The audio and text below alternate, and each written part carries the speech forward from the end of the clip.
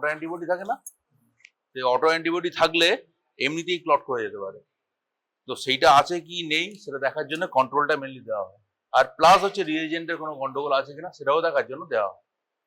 Reagent প্রত্যেকটা ইয়েতে 2 ফোঁটা করে দেবে। এর কালার হচ্ছে নীল, মনে রাখবে, ঠিক আছে? এটা মনে রাখবে নীল, বিটা হচ্ছে ইয়েলো, আর সিটা হচ্ছে ট্রান্সপারেন্ট। এই আচ্ছা ডিটা দিলে, সিটা দাও, সিতে আর ডিতে ট্রান্সপারেন্ট, হচ্ছে নর্মাল স্যালাইন দেওয়া হচ্ছে, ঠিক আছে? এই দুটো হচ্ছে ট্রান্সপারেন্ট, এটা মনে রাখবে।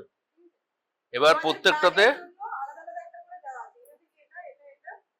হ্যাঁ যে কোনো একটা স্যাম্পল থেকে নাও, একটু ঝাঁকিয়ে নেবে, খুলে প্রত্যেকটাতে 1 ড্রপ করে দেবে, ওপর থেকে ফেলবে, টাচ করবে না কিন্তু, এটা একটা বড় পয়েন্ট।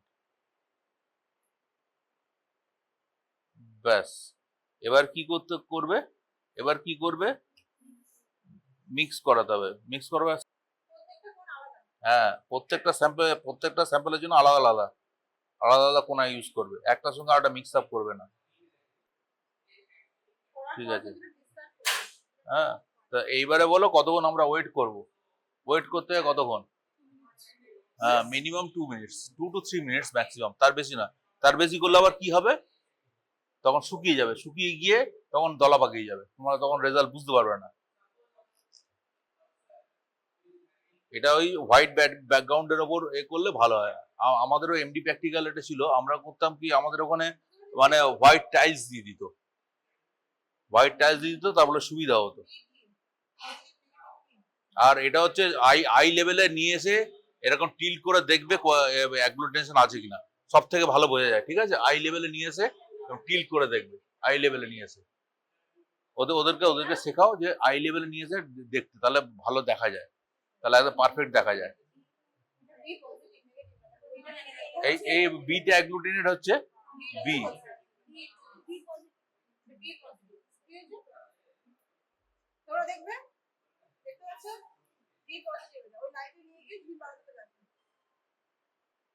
ঠিক আছে? আর আরেকটা জিনিস বলে দিই, ডিতে না অনেক সময় এত কম অ্যাগ্লুটিনেশন আসে সাধারণভাবে বোঝা যায় না।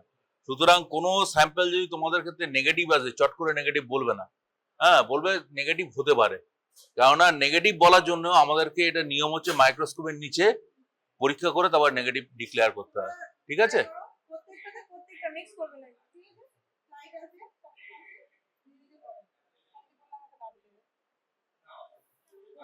করো, একজন করো, প্রত্যেকে একবার করে করো, প্র্যাকটিস করো।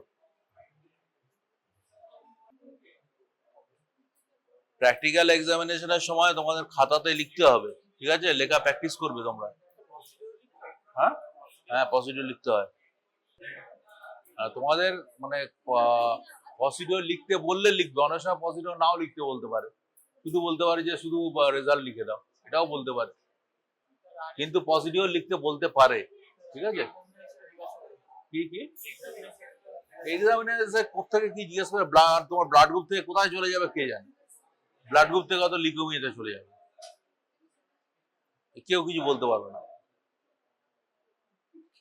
সাধারণত ব্লাড গ্রুপের প্রশ্ন ব্লাড গ্রুপ রিলেটেডই হয়।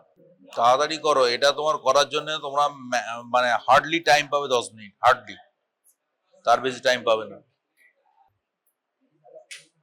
উপর থেকে টাচ যাওয়া না হয়, উপর থেকে ফেলো না, ওর উপর ফেললেই হবে।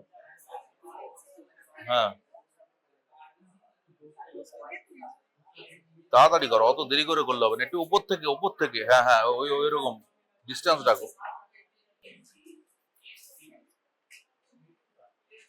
এটা তোমাদের পরীক্ষা থাকবেই থাকবে।